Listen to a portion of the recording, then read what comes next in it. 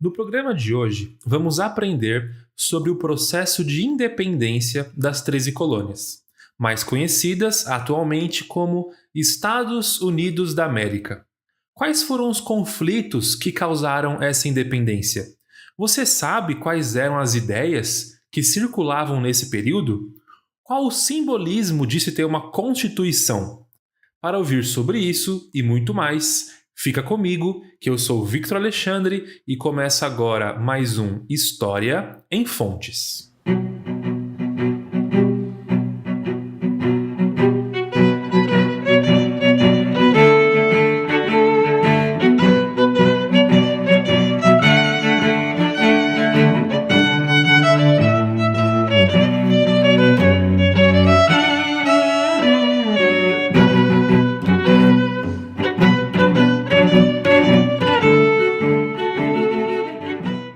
Como sempre, você já tem acesso ao estudo dirigido desse episódio para você, professor ou professora, usar o nosso podcast em sala de aula.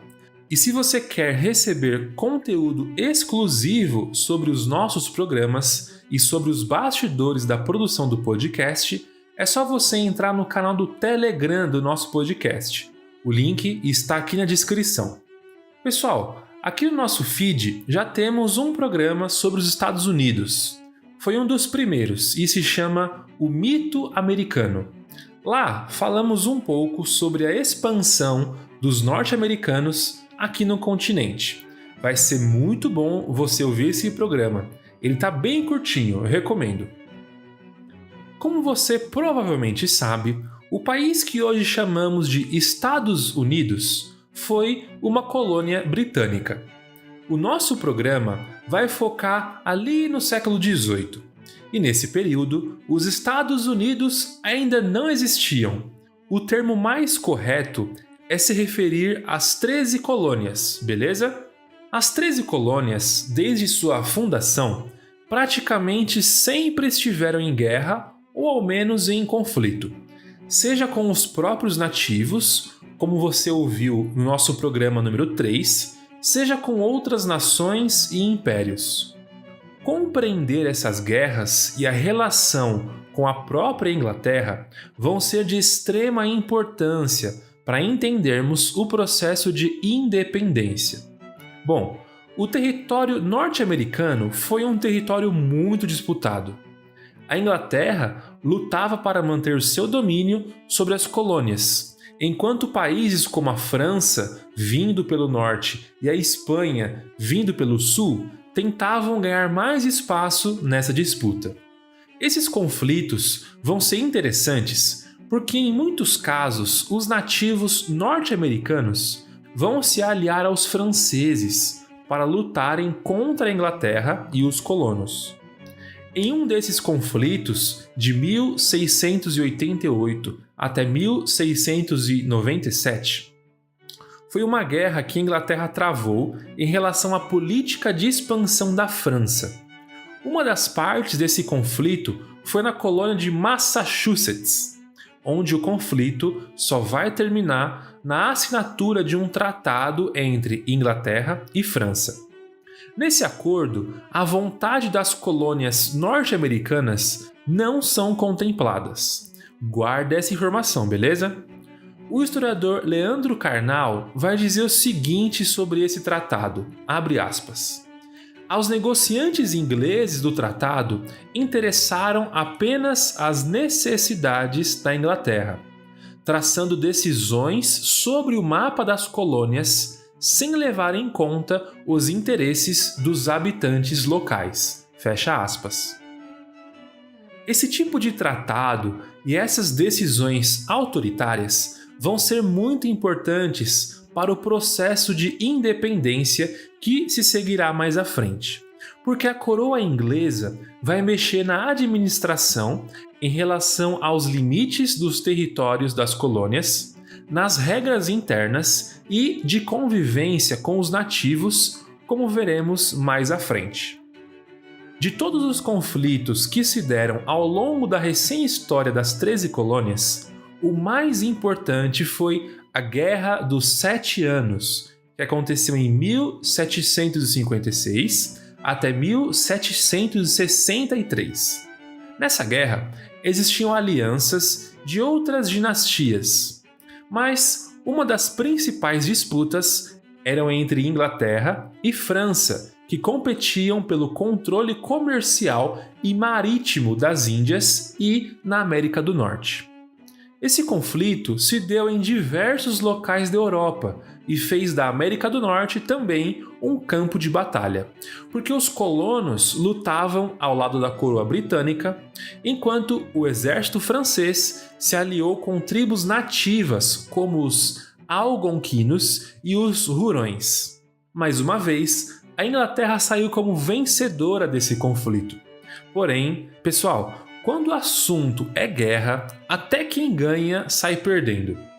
Porque os gastos para se manter uma guerra são altíssimos. E pensa aí, rapidinho, a Inglaterra, tendo as 13 colônias, vai querer mandar essa conta para quem?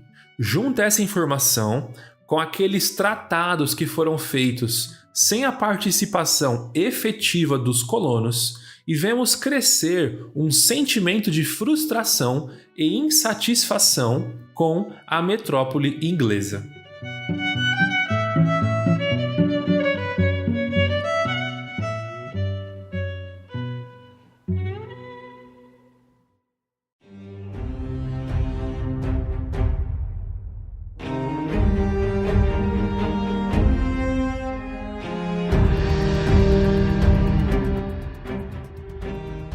Pessoal, no bloco anterior, vimos que o território norte-americano passou por diversos conflitos.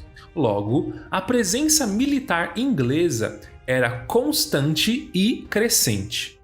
Ainda no texto do historiador Leandro Carnal, olha o que ele vai falar sobre uma das participações inglesas. Abre aspas. Ao enviar uma tropa de 10.000 soldados para a América a fim de auxiliar os colonos, a Inglaterra acabou atrapalhando a luta das 13 colônias contra os franceses. O exército inglês foi acusado pelos colonos de ineficiente, corrupto e, acima de tudo, extremamente caro para a economia das colônias. Mais uma vez, as guerras coloniais contribuíram para contrapor os interesses dos colonos aos interesses da Inglaterra. Fecha aspas. Mesmo tendo uma grande participação militar na América do Norte, podemos dizer que as colônias tinham uma certa autonomia administrativa. Essa autonomia começou a ser substituída por uma grande interferência fiscal e jurídica da Inglaterra em solo norte-americano. Um dos grandes atritos entre metrópole e colônia foi a decisão do rei Jorge III em 1763. Como você ouviu no episódio número 3, os colonos estavam em franca expansão para o oeste, guerreando com os nativos por controle e posse de território. Um desses conflitos se deu na região do rio Mississippi e, para apaziguar os ânimos, após a vitória, o rei Jorge III proibiu o acesso dos colonos a várias áreas entre os Apalaches e o Mississippi. O rei emitiu um decreto que reconhecia a soberania indígena sobre essas áreas e afirmou, abre aspas, considerando que é justo e razoável e essencial ao nosso interesse e à segurança de nossas colônias que as diversas nações ou tribos de índios, como as que estamos em contato e que vivem sob nossa proteção, não sejam molestadas ou incomodadas na posse das ditas partes de nossos domínios. Fecha aspas. Aqui é interessante que a coroa se via como cuidadora dos povos nativos. Porém, você sabe que eles nunca foram contra a expansão colonial do território, né? Enfim, essa decisão é muito importante porque ia abertamente contra os interesses dos colonos, que desejavam conquistar esse território indígena porque era um importante e lucrativo ponto de exploração de pele animal e plantação de fumo. Um outro tipo de interferência que a Inglaterra irá fazer será através de taxações. A partir de 1764, serão criadas diversas leis que têm como objetivo melhorar a receita do reino, a Inglaterra. O historiador Leandro Carnal vai dizer que nesse momento da colonização, abre aspas, a coroa britânica queria fazer as colônias cumprirem a sua função de colônias, que é o engrandecimento da metrópole, fecha aspas. Ainda em 1764, o governo inglês implementa a Lei da Moeda, que proibia a emissão de papéis de crédito na colônia. Em 1765, é criada a Lei do Selo, que obrigava que todos os contratos, jornais, cartazes e qualquer tipo de documento público fosse taxado para ser impresso e ter circulação. Essa lei gerou uma enorme revolta nas colônias. Diversos protestos contra a coroa começaram.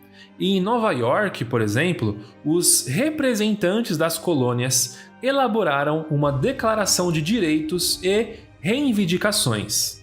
Nesse primeiro documento é afirmada a lealdade ao rei Jorge III, porém os colonos pedem os mesmos direitos que os ingleses têm na metrópole. Você provavelmente já ouviu falar ou viu em filmes que os ingleses têm o hábito de tomar bastante chá. Essa cultura também era mantida nas colônias da América do Norte. Ao longo do tempo, o preço do chá foi baixando, o que ajudou a tornar a bebida mais popular.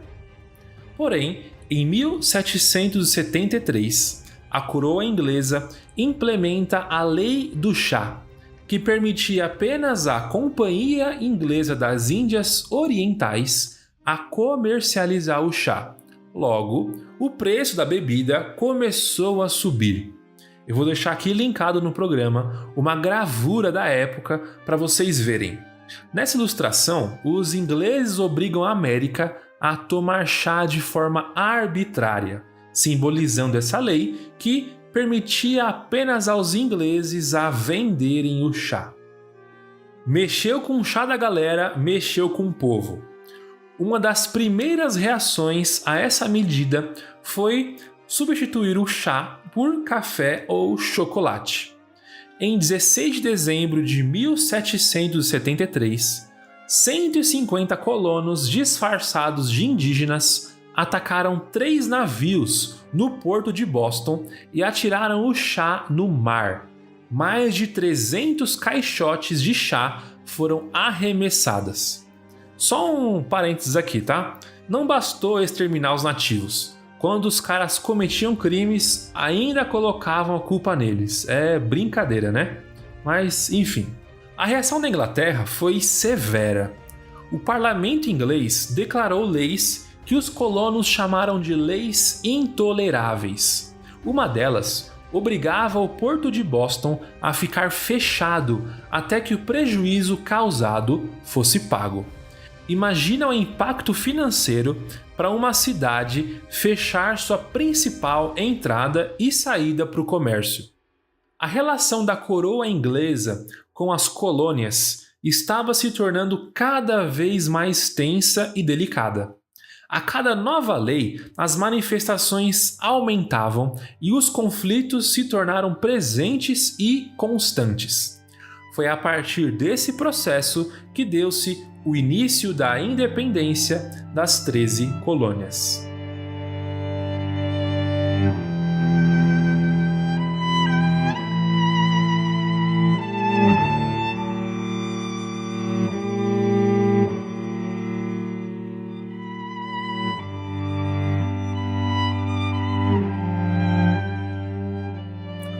Para nós do século XXI, talvez seja compreensível ver o sentimento de insatisfação crescente dos colonos por conta das leis que foram sendo criadas. Afinal, Como ouvimos no último programa, o aumento na tarifa do metrô causou uma onda de protestos no Chile em 2019. E em 2013, um processo semelhante aconteceu aqui no Brasil.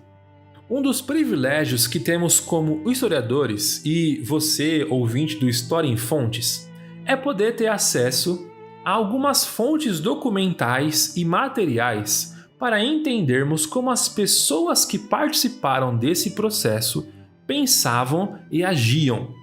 E será esse o nosso exercício desse bloco: tentar compreender a mentalidade de uma parcela daqueles que estavam descontentes com a coroa inglesa.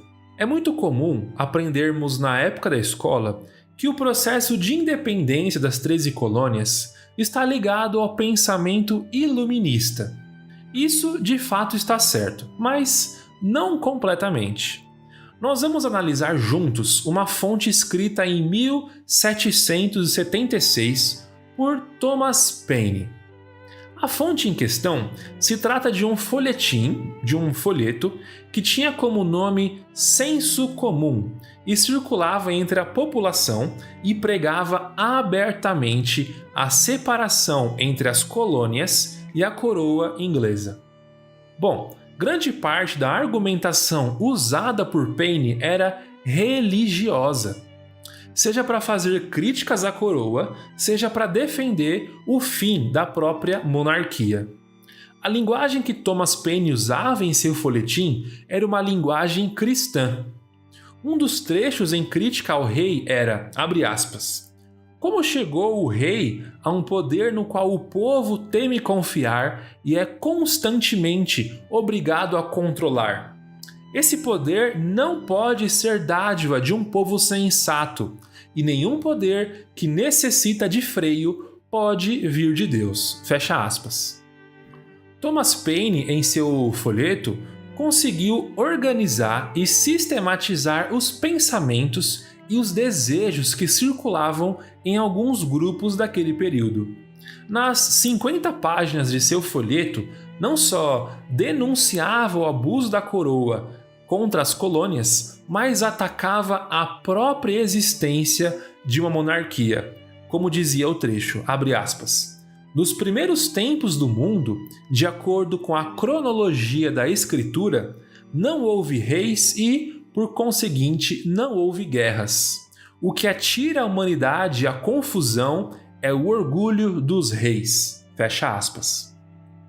Além disso, o folheto ainda defendia a criação de uma constituição e de eleições regulares. Olha só, abre aspas. Para que os eleitos jamais formem para si próprios um interesse diverso dos eleitores, a prudência mostrará a oportunidade de eleições frequentes. Fecha aspas. Foi em 2 de julho de 1776 que o Congresso da Filadélfia decide pela separação e monta uma comissão para redigir uma declaração. A declaração ficou pronta no dia 4 de julho de 1776 e chamou Declaração de Independência dos Estados Unidos da América. Eu vou colocar a tradução dessa declaração aqui na postagem para você ler. O conteúdo dessa declaração de independência é fruto desse pensamento iluminista, contendo pensamentos racionalistas e, como vemos no trecho acima, a declaração também defende a independência com argumentos religiosos. Para nós, é importante ter consciência disso, porque quando estudamos história, vemos que as mudanças de pensamento e de mentalidade não se ligam ou desligam com interruptor, como se eu aperto um botão e a partir de agora eu penso assim, assim e assim. Não é assim que funciona. Na história, vemos desenvolvimento de ideias que com o tempo podem resultar em uma ruptura ou transformação importante. A Declaração de Independência foi recebida com muito entusiasmo em grande parte das colônias. Em Nova York, por exemplo, a população em festa derrubou a estátua do rei Jorge III. E você ia achando que derrubar a estátua era coisa do século XXI, né? Eu vou deixar aqui na descrição a gravura da população derrubando a estátua do rei. Bom, vocês podem imaginar que a Inglaterra não aceitou a declaração de independência dos Estados Unidos. Ingleses e norte-americanos agora estavam em guerra. O conflito foi de 1775 até 1781. Nos primeiros 3 anos da guerra, os colonos lutaram praticamente sozinhos. E nesse período surgiu um pensamento muito importante: a noção de que a população deveria estar pronta para defender-se a qualquer minuto dos ataques dos ingleses, sendo eles os cidadãos em armas. É a partir dessa mentalidade que na futura Constituição dos Estados Unidos vai ser garantido o direito do cidadão portar armas, artigo que está presente até hoje. Nem todas as colônias eram totalmente favoráveis a uma separação com a coroa inglesa. Uma das preocupações era com que essa ideia de liberdade e autonomia se espalhasse tanto que fosse difícil manter a escravidão nas colônias. Porém, um dos fatores que uniram os colonos em torno de uma luta comum foi a violência exagerada dos ingleses. A personificação dessa violência foi o coronel Banastre Tarleton, que foi acusado de matar mulheres, crianças e incendiar aldeias inteiras. Naquele filme O Patriota, do Mel Gibson, esse personagem é representado no filme.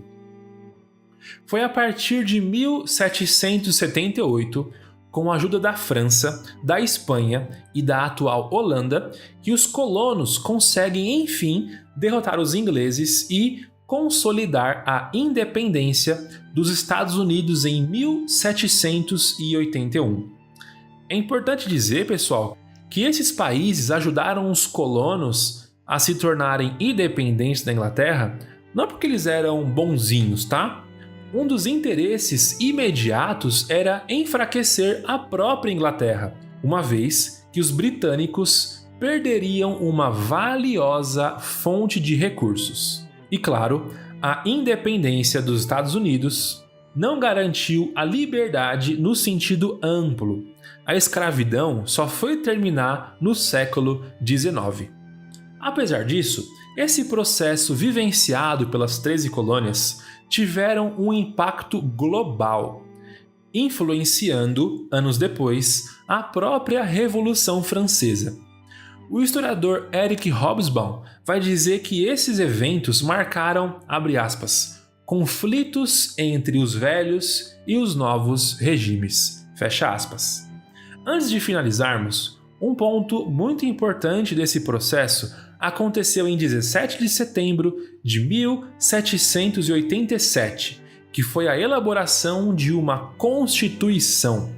Esse documento é extremamente importante porque foi o primeiro documento constitucional de um país escrito por civis. Esse é um símbolo importante porque, no lugar do rei, eles tinham agora uma constituição, ou seja, é como se eles afirmassem que os cidadãos são plenamente capazes de se organizarem sem a necessidade de um rei.